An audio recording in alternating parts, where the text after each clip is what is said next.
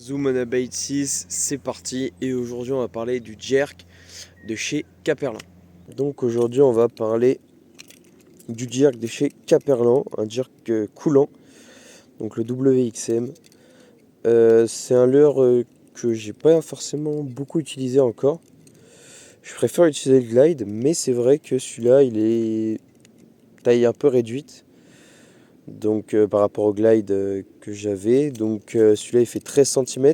Pourquoi je parle du glide? Parce qu'il a à peu près la même nage, donc de gauche à droite, de gauche à droite. Donc c'est un leurre qui coûte 10 € chez Caperlin. J'aime bien ce coloris honnêtement, il est mi-naturel et en même temps là on a une eau assez chargée et il se voit pas mal dans l'eau chargée. Donc il reflète un peu la lumière, les rayons lumineux.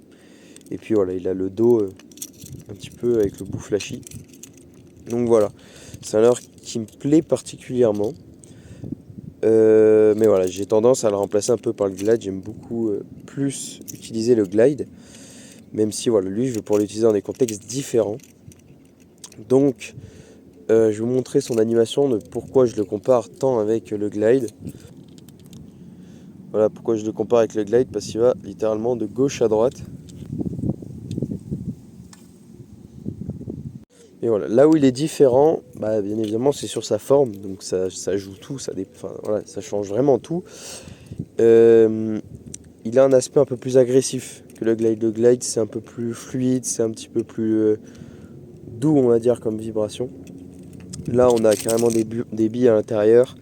Donc il n'a pas la même forme, donc il ne déplace pas l'eau pareil. Et puis vu qu'il n'est pas en deux parties, bah, voilà, c'est une nage différente et une approche différente sur les poissons.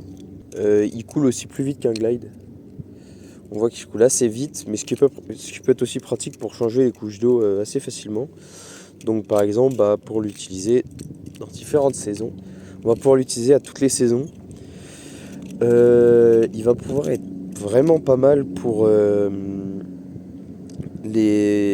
avant la fraie et après la fraie. En fait, parce que avant la fraie, les poissons se nourrissent abondamment et après la fraie aussi. Donc dans les deux sens, ça marche.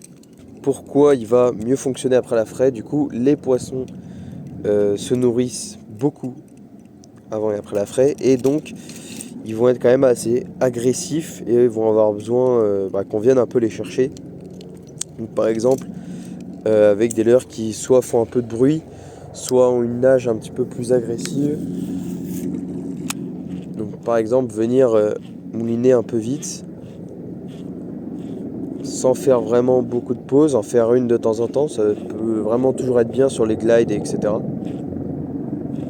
Donc voilà, lui donner ce côté agressif, ça peut être vraiment bien.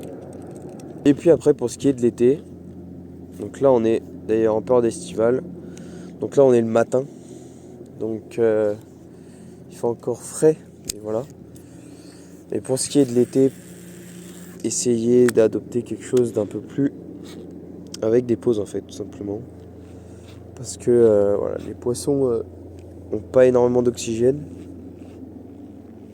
Après, ça dépend le plan d'eau, bien évidemment. Mais moi, dans mon plan d'eau, là, il n'y a pas forcément énormément d'herbiers. Là, il y a un petit peu de vent, donc ça remonte l'oxygène. Mais voilà, on va venir aller pas trop vite pour les poissons, pour les brocher, c'est-à-dire faire 4-5 coups de moulinet ou alors de sillon, c'est-à-dire comme ça. Et puis après, faire une pause. Les pauses sont assez importantes pour les brochets, honnêtement. Des fois, ils vont vous prendre en fait quand vous allez faire une pause et quand vous allez repartir, c'est là qu'ils vont vous prendre. Donc avec ce leurre, on va pouvoir prendre principalement du brochet. Je pense pas que ce soit impossible de prendre du bass avec, honnêtement. Euh, Après, potentiellement peut-être silure, j'imagine. Je pourrais pas vous dire. Mais voilà, ce qu'on va vraiment venir chercher surtout c'est le brochet. Donc du coup, ce qui est particulièrement bien, c'est qu'on peut vraiment varier sa profondeur juste en laissant couler et en levant ou non la canne.